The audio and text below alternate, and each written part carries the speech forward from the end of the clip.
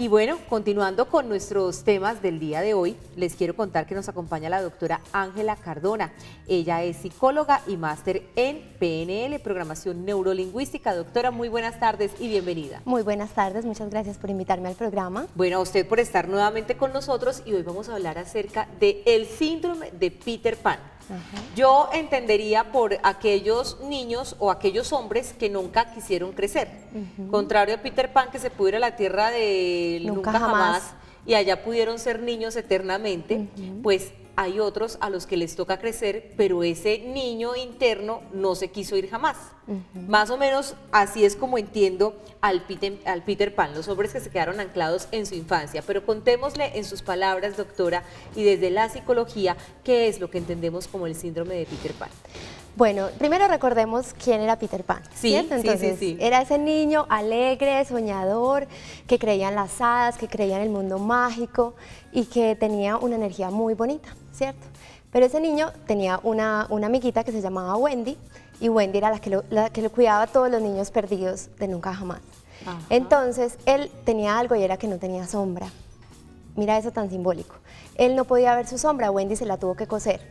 La sombra simboliza como esos aspectos un poquito negativos de la vida que a veces no queremos ver, ¿cierto? Entonces Peter Pan, digamos que ese niño interior que todos tenemos, porque todos tenemos ese niño sano, de que tiene imaginación, que es creativo, que le gusta el juego, y que ojalá no lo perdamos, y que ese es el mensaje de Peter Pan. Cuando crezcan, por favor, nunca pierdan esa capacidad de soñar. Tiene también un aspecto que a veces en la vida real, ¿cierto? En esta vida que no hay un país de nunca jamás, sino que hay unas situaciones de la vida que no son tan fáciles. Digamos que hay niños y hombres que crecen sin esas responsabilidades.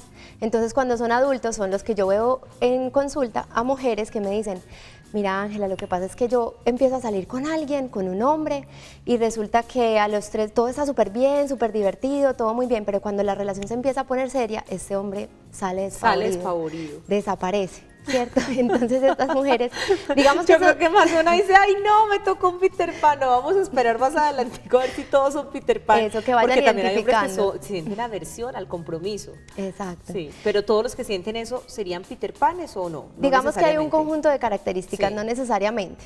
Digamos que hay temas más emocionales, pero el Peter Pan es como en general, no solo con la pareja, sino que en su vida cotidiana le cuesta ser adulto. O sea, es como que yo me hubiera querido quedar siempre niña, ¿cierto? Y todos de alguna manera decimos: ay, qué pereza crecer.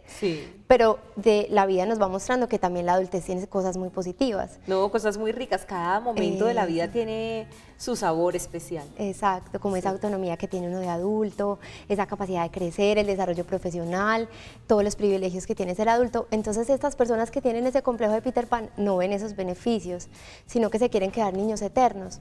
Entonces simplemente disfrutan muchísimo de la vida, entonces no quieren nada que los confronte. Son personas que les cuesta un poquito los límites, son personas que no les han dicho nunca que no. Entonces cuando les dicen que no, eso se les arma un mundo. Puede pasar en hombres y en mujeres, no solo en hombres, pero a veces es más común en hombres. Entonces son personas que tienen mucha poca tolerancia a la frustración. Entonces eso es lo que las personas tienen que empezar a identificar. Entonces empiezan a tener dificultades en sus relaciones sociales porque se enojan fácilmente, manipulan a las otras personas, no asumen responsabilidades, por ejemplo, no terminan lo que empiezan. Empiezan una carrera y no me gustó, empiezan otra carrera, no, tampoco me gustó. Entonces crónicamente no terminan lo que empiezan porque implicaría, ¿qué implicaría graduarme? Crecer, ¿cierto? Por ejemplo, eso pasaría. Entonces son personas que tienen este conjunto de características y que de alguna manera sufren también internamente, porque es que el mundo de adultos de alguna forma los confronta diariamente con una realidad que ellos no han querido asumir. Exacto. Bueno, hablemos entonces de dónde vienen esos Peter Panes, cuáles son las causas que, si bien a todos nos duele un poco crecer, también como tú dices, no, yo me acuerdo que por lo menos con mis amigas no pensábamos sino en cuando llegaran los 15 y cuando nos graduáramos y cuando trabajáramos. O sea, cada momento de la vida nos íbamos proyectando a ese paso a seguir sin la tristeza de que nos íbamos volviendo viejas, sino con la alegría de que venían nuevas cosas y etapas por descubrir, etapas de la vida que se van quemando. Eso podríamos decir que es la regularidad de lo que debería pasar, la normalidad. Pero ¿de dónde vienen esas personas que dicen: yo no quiero crecer bajo ninguna circunstancia? Yo conozco personas adultas, además son geniales, pero me imagino que en el tema de convivencia y familia ya debe ser muy complejo el asunto, que no quieren sino rumbear, pasarla bueno, andar de paseo. De hecho, incluso tienen amigos de menor edad de la de ellos, Sí. porque se identifican más fácil con otros grupos sociales donde también impera ese comportamiento. Yo diría que incluso el Peter Pan no solamente se da en hombres, sino que también he visto También muchas mujeres, mujeres, sí, sí. pero pues particularmente estamos hablando como del género masculino que afronta esa condición. ¿De dónde proviene como ese desbalance, si podríamos decir, en la forma de asumir la vida y sus etapas? Bueno, eso tiene que ver mucho con la infancia, cómo fue la infancia de esa persona. Por un lado, puede que haya tenido una infancia tan rica, tan de disfrute, que no tuvo ninguna responsabilidad, que todo lo que pedía se le daba. Entonces él dice, yo ya no quiero crecer, es que esto es muy bueno. Entonces se queda como anclado al pasado.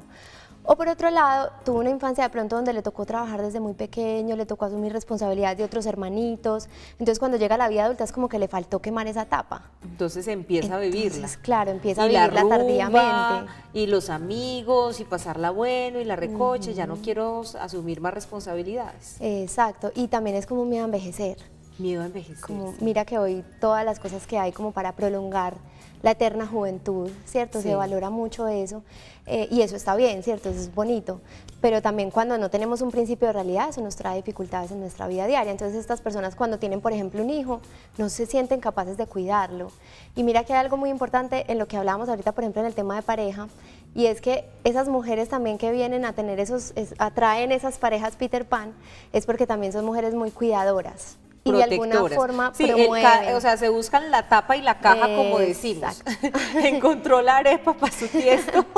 Y entonces, ella que es toda cuidadora, protectora, organizada, encuentra a este hombre y ella pretende educarlo. Claro, y él ese necesita niño, a alguien además que lo proteja y que lo cuide como lo hacían en su casa. Exacto. Y ella se convierte en la alcahueta perfecta. Exacto, ahí se complementan de Sí. alguna forma, pero entonces ya luego eso deja de funcionar porque es que mi pareja no es mi hijo, Claro. ni mi hijo es mi mamá, o sea, como que no, se empiezan a confundir tanto los roles que eso genera malestar a largo plazo, entonces por eso muchas veces esas relaciones no duran.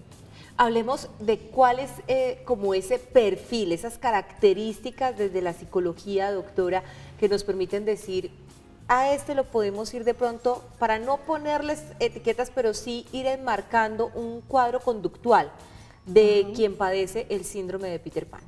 Bueno, eso que tú dices es muy importante porque eso, digamos que Peter Pan no es que tú encuentres en el DSM-4 el código tal, tú eres Peter Pan, no. Sí. Es, digamos, un concepto psicológico que Sí. se le dio a ciertas características de personalidad que pues un psicólogo estadounidense empezó a encontrar en sus pacientes. Entonces, son personas que primero les cuesta mucho poner límites o que les pongan límites más bien. Son personas que, como te decía ahorita, son niños eternos que no quieren crecer, que no les gustan las responsabilidades, que empiezan las cosas y no terminan. Ahí hay que tener cuidado con algo y es que pueden tener tendencia a la adicción, a las adicciones.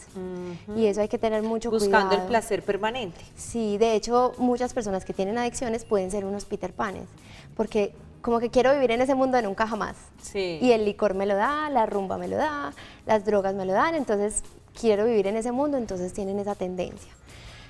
También son personas que les cuesta mucho empatizar con el otro. Ellos son dame, dame, dame, dame y poco te doy y poco pienso en ti.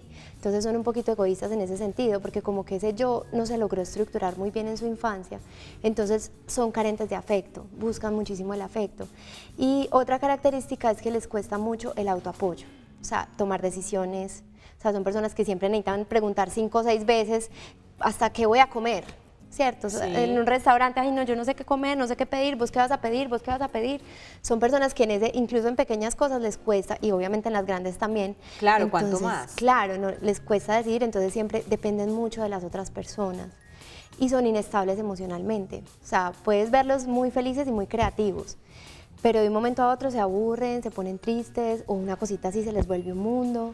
Entonces, para que cada uno vaya mirando cómo nos autoevaluamos en eso, porque todos tenemos algo de eso, ¿cierto? Todos Sí, tenemos algo de sí, ese niño, sí, sí. de ese niño que no quiere envejecer. Pero sí, cuando ya es un nivel, digamos, que me está afectando mis relaciones, yo tengo que preguntarme, bueno, ¿será que a mí me está pasando esto? ¿Será que necesito buscar ayuda? ¿Será que necesito ayuda psicológica? ¿Será que necesito hablar con alguien? Muy importante el apoyo de la familia, o sea, como que primero yo me dé cuenta, bueno, yo ¿será que tengo estas características? ¿Cierto? Sí. En las relaciones de pareja, ¿cómo podemos también contar que se comporta una persona con el síndrome de Peter Pan? Entonces, en una relación de pareja, ellos empiezan muy bien. O sea, son los que les encanta la etapa del enamoramiento. Les fascina el Donde todo es enamoramiento. felicidad, Claro. mariposas en el estómago. Maripositas en el estómago, risita va, risita viene, son de esos que son aventureros, entonces vení, yo te llevo a un lugar nuevo, hagamos esto, les encanta ser dinámicos. Digamos que esas son características positivas. No, y la otra pobre queda No, enamorada. pues queda rendida a los pies porque claro, ella bien mamá, alguien que le mueva esa parte de diversión, que la Sí. saque de la rutina, entonces es muy chévere, mueva la digamos, esa locura. parte. Pero entonces empieza la relación, digamos que cuando pasa ese enamoramiento yo empiezo a conocer esa sombra del otro, eso que no me gusta del otro. Esas dificultades que pueden presentarse o desencuentros en la convivencia, que son normales entre los seres Que humanos. deben y existir, que deben forman parte de la existir. relación de pareja, porque, pues, ¿qué tal existiera la armonía perfecta? No, Claro, no, antes no. eso es lo que nos ayuda a crecer. Sí. Pero ellos lo ven como el problema. O sea, no, ya esta no me sirvió, ya esta me regañó, ya me sonó a mamá cantaletosa, me retiro. Y lo peor es que muchas veces ni siquiera le dicen a la persona me retiro, sino que simplemente se desaparecen. Se desaparecen. Se desaparecen así Y no nomás. dan ninguna razón. No dan razón, no dan explicación. Y cuando se les confronta, no, sacan cualquier excusa. Entonces, digamos que eso tiende a pasar. Y si, por ejemplo, tú logras casar a un Peter Pan, Casos se han visto, casos sí. se han visto, ¿cierto? Entonces, probablemente en algunos momentos van a tender a la infidelidad, porque buscan esa emoción, esa aventura, y esas maripositas como se trascienden en la relación de pareja, ya ese Claro, amor porque cambia, se ese vuelve amor más cambia, maduro. se vuelve más, sí, no es que el amor desaparezca o que el enamoramiento no exista, porque yo quiero también a través de este espacio mantenerle a la familia la idea de que la pareja el amor permanece, el amor perdura, sino que ese amor se va transformando y también va asumiendo una cotidianidad que trae obviamente las obligaciones, que traen los hijos, que trae otra forma de verse, pero que no quiere decir que se pierda el encanto por el otro, por el contrario, hay que trabajar muy duro Reavivarlo. para mantenerlo, Claro. pero de pronto esa sensación inicial de las chispas, ¡pum!, y lo miro y salen fuegos artificiales, pues de pronto sí se va desvaneciendo porque también existe mayor seguridad en la relación. Exacto, mayor estabilidad, mayor Estabilidad, tranquilidad, sí, mayor paz. de saber que ya hemos construido, porque las relaciones se construyen con el paso del tiempo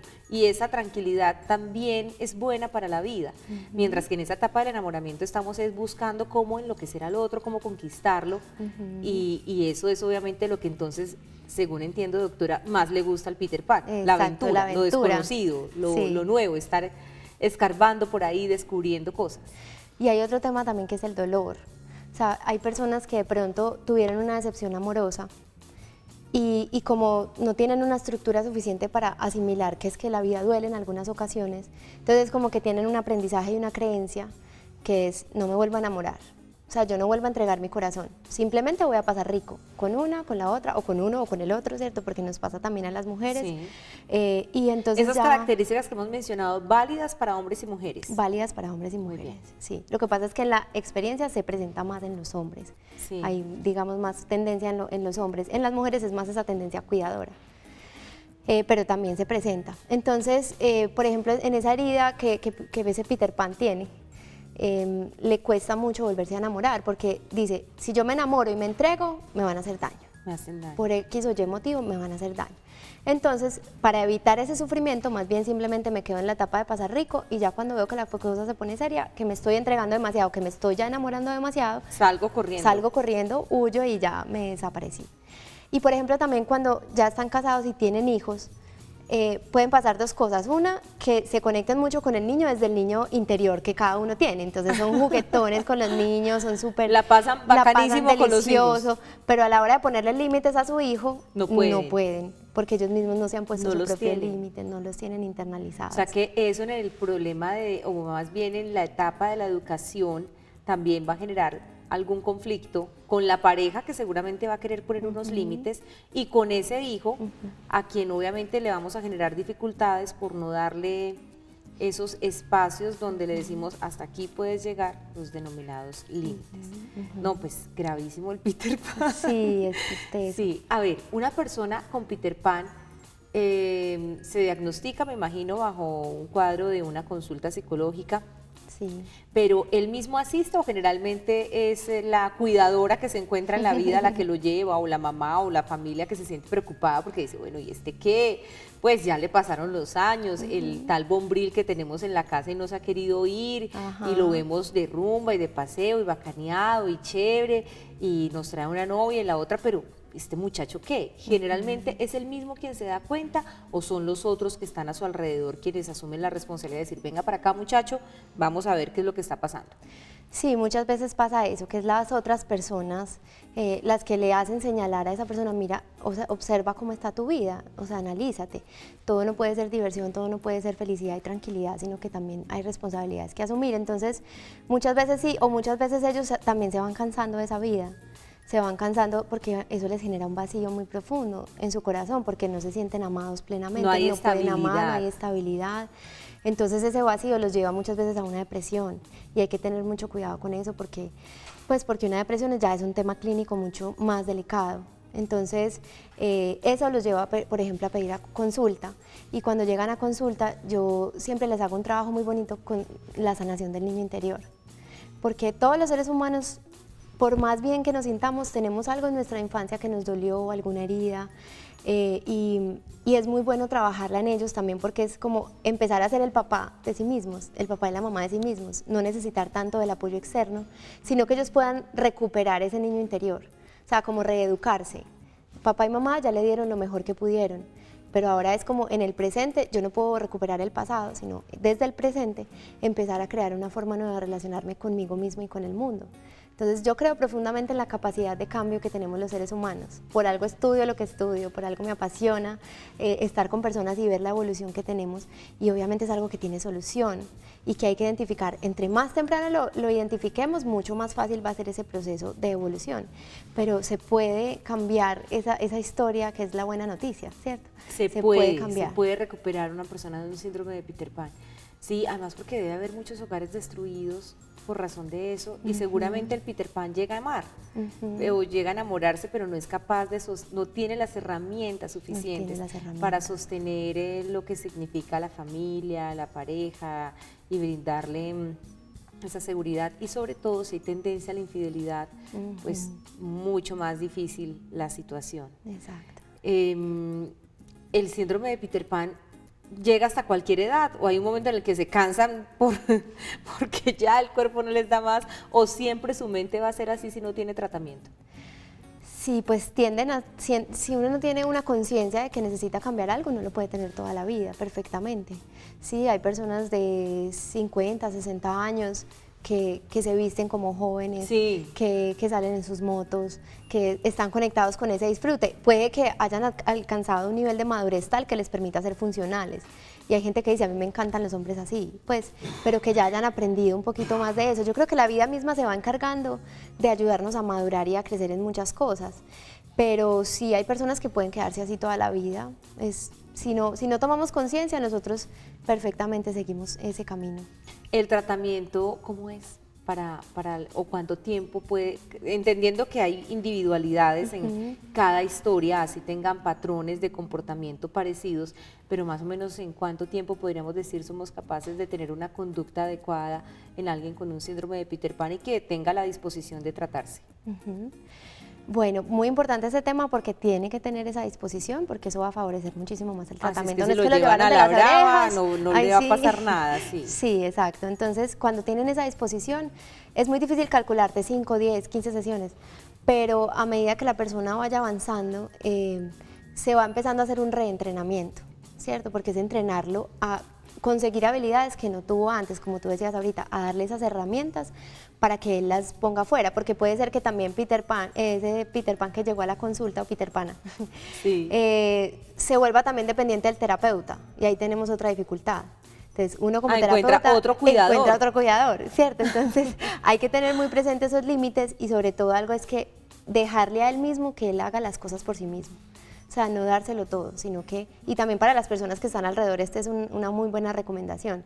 O sea, dejar que él mismo desarrolle sus habilidades, porque tendemos a decir, ay, venga, qué pecado, es que él no sabía hacer eso, venga, yo se lo hago. Sí. No, es que él empiece a trascender sus limitaciones y hacerse responsable de su propia vida. ¿Cómo? Dejándole que el adolescente, así como el adolescente que dejó la ropa tirada y ahí la tiene 3 meses, lo que se quede con la, que se quede hasta con la que ropa. se le acabe la ropa. Exacto, entonces como decían las mamás, hasta que se quede sin hasta que se quede sin calzones. Y él mirará ahí que verá se pone. que se pone, o los lava, o mira a ver si se va sin nada. Entonces, por eso, por ejemplo, la familia es Sí. un papel fundamental que también asistan a la terapia, ¿cierto? Porque desde la teoría sistémica, digamos que cuando hay una persona que tiene un síntoma en la familia, no es esa persona la que tiene el problema, es todo el sistema. De alguna manera todo el sistema no funciona bien y esa personita es como la que es sensible a mostrar todo eso que hay en falla de los demás. Entonces, por eso es bueno no juzgar a la persona que tiene estas dificultades, sino bueno, preguntémonos como familia qué podemos mejorar para ayudar en este acompañamiento a esa persona para que mejore. Muy importante. En este aspecto de la prevención, que me parece tan importante y donde habla usted, doctora, acerca del papel que juega la familia y de cómo no solamente contribuimos a ser parte del problema, sino también de la solución. En esa infancia de los niños, ¿qué aspectos podríamos tomar en cuenta para decir, bueno, con estas pautas de vida yo puedo ayudar a que mi hijo sea funcional, que sea feliz, pero que tenga también una adultez con la madurez necesaria para afrontar el mundo que le espera, donde puedo o no puedo estar yo? Ajá. Sí, es muy importante este tema de prevenir, porque desde que están pequeños ellos empiezan a formar su personalidad. Entonces a veces pensamos que los niños, por ser niños, no tienen que asumir ninguna responsabilidad. No, cuando crezcan ya van a tener suficientes responsabilidades. Eso sí, déjelos ser niños, que sí. gocen, que esta es la etapa de la vida de gozarse. Y es verdad, sí es una etapa de gozar mucho y de dejarlos que sean niños, pero también tener unas responsabilidades acordes a su edad, ¿cierto? Como pequeñas cositas, que ellos empiecen a entender que es ser responsables, que se les diga que no cuando se les debe decir que no, ¿cierto? A los papás hoy en día nos da un poquito de miedo decirle que no a los niños. No, hay momentos donde no es no. Yo me acuerdo de una mamá que decía, es que si le digo que no y llora, y entonces se quedaron varios preguntando, ¿y que llore? Que llore. ¿Qué le va a pasar si llore? Pues se le toca llorar, secarse las lágrimas y calmarse en algún momento, pero de ahí no le va a pasar nada más, distinto al aprendizaje que va a tener frente al derecho a decir no y también entender que el no forma parte de la vida. Es que ojalá todos nos fuera un sí, pero no es posible. Exacto. Y por ejemplo, otra cosa es que si yo soy un papá Peter Pan, y tengo un hijo Peter Pancito, entonces yo tengo que trabajar mi Peter Pan, porque mi hijo aprende viendo, por modelamiento. Entonces también que los padres se trabajen a sí mismos es muy importante, que se pongan normas, que se pongan límites claros, que se impulse al niño a crecer y no hacerle todas las cosas que él podría hacer por sí mismo, que se le dé mucho amor, pero con firmeza también en cuanto a sus relaciones interpersonales y normas de convivencia. Básicamente es eso, o sea, no es tan complejo, es simplemente como saber guiar a esa personita, explicarle lo que pasa, explicarle por qué un sí, por qué un no, o sea, por qué las cosas no se pueden hacer, porque muchas veces otra de las características que no había mencionado es la rebeldía. Ellos se rebelan contra las normas sociales y dicen, no, yo soy mi propia ley. No quiero normas. Exacto, entonces esa rebeldía. Quiero un mundo sin reglas, sí. Esa rebeldía, el hacerles a ellos saber cuáles son las consecuencias de sus actos, los va a ayudar a ver cuál es la razón de ser de las normas en la sociedad, entonces las van a interiorizar más fácil. Pues doctora Ángela, muchísimas gracias por estar con nosotros en esta tarde, interesantísimo el tema y esperamos que quienes están con gente Peter Pan alrededor pues les haya servido también para establecer que esa persona conductualmente la podemos primero amar mucho, pero que también requiere unas herramientas de apoyo y que se buscan es a través de un profesional y que todos podemos ser parte de la solución desde la prevención, otorgando límites, disciplina, con amor siempre a nuestros hijos para que puedan tener una adultez muy sana. Un abrazo, doctora. Bueno, muchísimas gracias por invitarme. Bueno.